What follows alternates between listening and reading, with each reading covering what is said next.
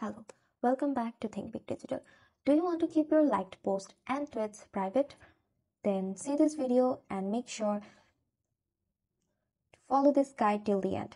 Open up your profile here, then scroll down and find Settings and Support. Then scroll down and go to Settings and Privacy. After going into Privacy, you will find here Privacy and Safety. Go to Privacy and Safety, and at the first option you will find Audience and Tagging. Tap on Audience and Tagging and turn on the Protect Your Post icon.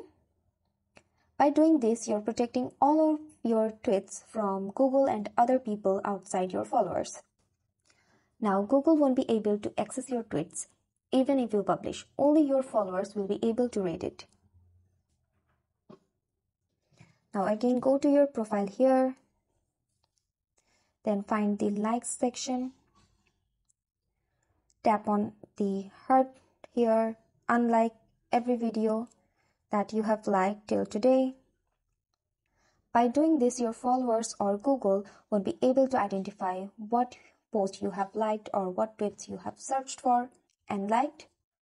I highly recommend you to have an extra Twitter account from where you can easily access any post or like any tweets you want. This is all for today. See you in the next video.